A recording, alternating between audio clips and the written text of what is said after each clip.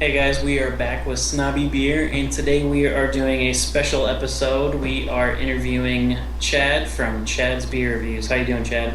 Good, good. Thanks for having me on. Not a problem. So Chad, I guess first things first. What got you into craft beer? It was kind of like a series of transitions. I was never like, a big physio enthusiast or anything. I was never really into, getting drunk or acting crazy or all that stuff as a kid or even in college and things like that. Like, whenever I was at a party or whatever and somebody handed me a fizzy yellow beer, I drink like one and be like, it's all right. I don't get the appeal of this stuff. And then I was in the Navy, active duty for like 7 years, for most of the 2000s, like 2001 to 2007, and I went to other countries, around the world, and wherever we went, I'd always, try to drink the local beer, and it'd be a lot different than American fizzy beer, though they did have fizzy yellow beer there, but I always just wanted to try anything that wasn't fizzy yellow beer. Even like in America, like I've been to like Boston, New York, Philly, DC, Florida, up and down the coast. Even when I was in the Navy, wherever I went, I wanted to try something that wasn't fizzy yellow beer. Um, I went. There's a package store on the Navy base, which is like a liquor store, and it's tax free for military people. And one thing I would do is like every week I'd go and just get a random 6 pack of a brewery of a beer I'd never heard of, just to try it. I'd always, I got like Boddingtons, even Carlsberg, and like a safe bet would be like I get like a Sam Adams or a Magic Hat or Saranac or Dundee, something like that. Just like as long as it's not the same old fizzy old beer, I thought it was pretty cool. And then I moved back to Albany in late 2007, and I found out from Jay, who does Jay's Beer Reviews, that there's this huge craft beer store, like practically right around the corner from my house. So I started going there all the time. I made friends with the manager. His section was huge. It was kind of the same thing as like when I was in the Navy, when I was just like every week I just wanted to try something different. And the nice thing about my beer store and a lot of good craft beer stores is they let you mix your own 6 pack. So I'd be like, just take one bottle of this, one of this, instead of having to get a whole sixer or 4 pack or whatever. So, so I didn't really get a huge craft beer scene enthusiast until maybe like 2007, 2008. But I was just never a fizzy yellow enthusiast. Yeah, I don't think very many people are enthusiasts of fizzy yellow beers, but Unless you're just a stereotypical frat boy or something. yeah. What got you into doing like YouTube beer reviews or beer tubing? Well, like I said, when I moved back to Albany in 2007, I started getting into beer and I started writing text reviews for ePinions.com, which is a website I wrote like movie reviews for like 10 years. And I thought, I got burned out of movies. So I was like, I'll try to start writing beer reviews, see if I'm any good at this. And I really wasn't. I was just like totally amateurish, totally naive. But I was really like enthusiastic. I just wanted to write about beer. So, I just started like in the spring of 2008 doing texts, and then at the end of the summer, I kind of got burned out on it, or not burned out, just like I didn't think that it was really worth it. Like I'd write a review for like 3 people to read, and I was like, I went on YouTube and I was like, is anybody doing beer reviews on YouTube? And there's only like a handful of people on there doing them, and I was like, well, since there's no competition, I'll start doing them, and it's a good way to get my foot in the door now.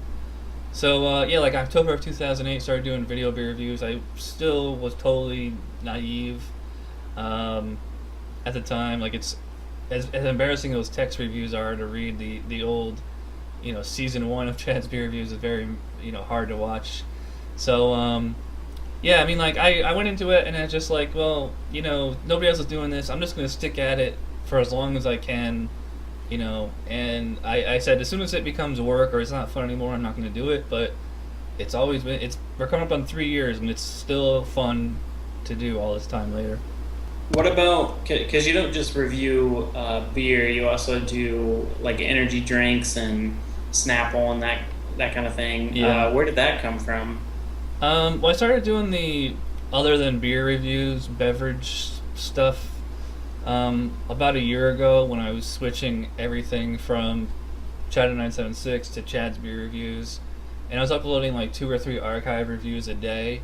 And I was like, nobody's gonna want to. I gotta give people an incentive to watch or subscribe. Because I figured most of the people that they've already have seen those before. So I was like, I'm gonna every once in a while do something new that's funny or just. That's when I started doing sodas, energy drinks, Snapples, all that stuff. Just it was always just for kicks, like just to be fun. Like I didn't consider myself or purport to be a connoisseur of energy drinks or sodas or things like that, or an expert or anything. It was just always just for kicks, just for fun, just to have something other than beer reviews on this new channel to get people to subscribe. And it did bring in a lot of people, and now I'm moving all those from Chad's Beer Reviews to Chad9976. And I'll keep doing them for fun.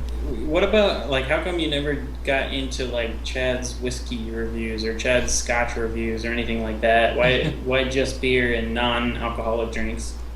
Because I never really was a liquor drinker, certainly not a wine drinker either, just didn't really have the palate for it. And I know that there are, liquor and certainly wine connoisseurs out there that, as I am and like the other beer tubers are to beer, they are to liquor and wine. But I just never had the time or patience to, let me grab like all these different bottles of Jack Daniels or Jim Beam or Johnny Walker and start trying to analyze them and things like that. And I mean, wine, forget it. Just 10 million different bottles of wine in a wine store. I'm gonna stick with beer.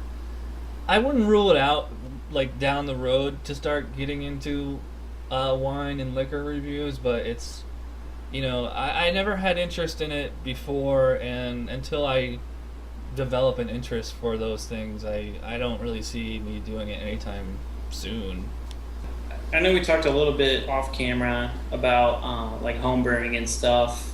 Do you think you'll ever get into home brewing? Yeah, I actually got a home brewing for dummies book, and I got a couple of Randy Mosher, Radical Brewing, and Michael Jackson books and stuff. And it's like home brewing is something I definitely want to do, but it's like if I'm gonna do it, I feel like I should do it.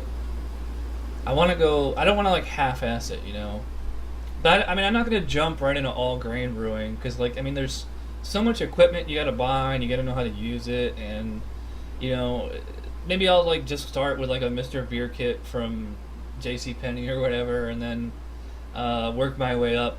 Like my friend Chad, who's been on the show a few times, he's done partial grain. Like there's plenty of homebrew stores in this area, and they sell kits, and you basically just follow the instructions. But you do need your own equipment.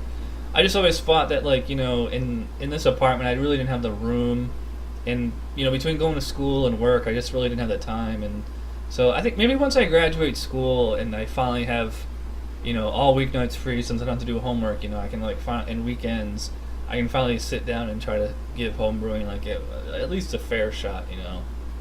When you rate when you rank your beers and do your whole review on your channel, Yeah. do you kind of go more by style, or is it more of like you're just like more of your personal preference?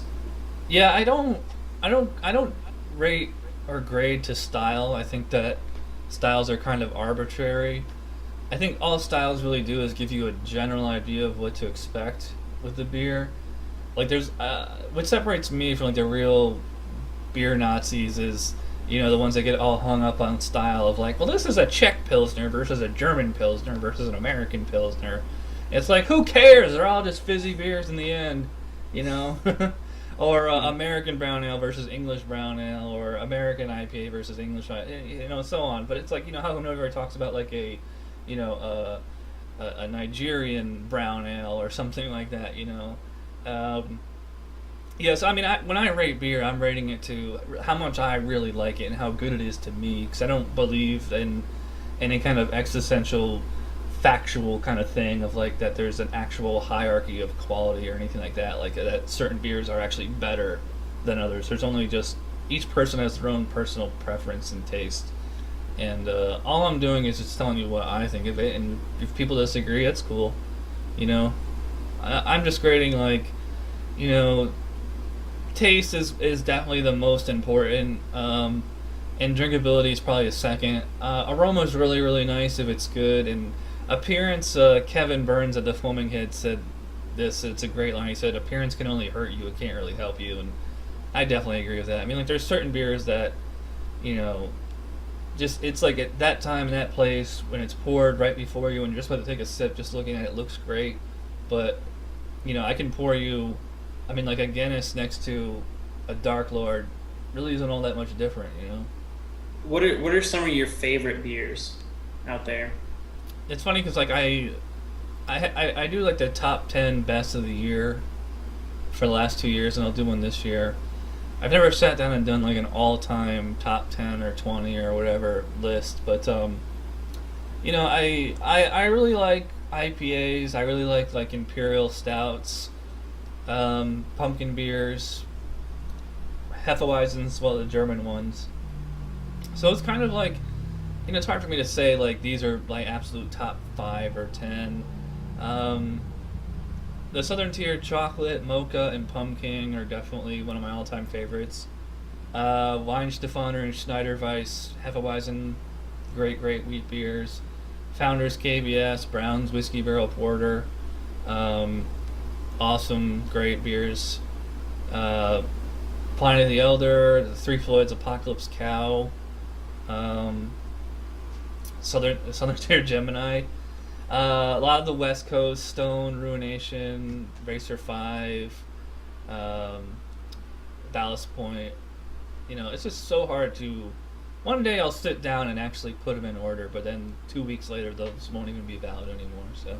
What are some of your least favorite beers? My least favorite like style of like a real beer style is really, I think it's like Pilsner.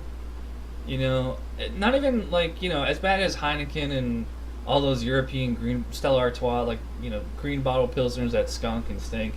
As bad as they are, that's not even like the standards. Like I've had like Victory Prima Pills and Sam Adams Noble Pills, and people hand these to me and like, oh my god, these are fantastic beers, and I drink them. I'm just like, can't even taste the difference between this and the so-called best, you know, European Pilsner. They very bland, plain, fizzy little beers to me. I mean, I love Imperial Pilsners, like the Southern Tier Krampus. That was, I mean, because it's practically like drinking an IPA, but regular old Pilsners, not really a big fan of them.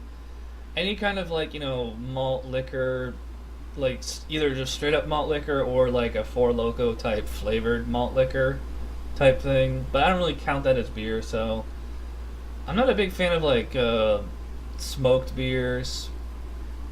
But you know, and just in general, just macro lagers, especially light ones. You know, I think, you know, Bud Light, all those Busch Light, Natty Light, just get that away from me.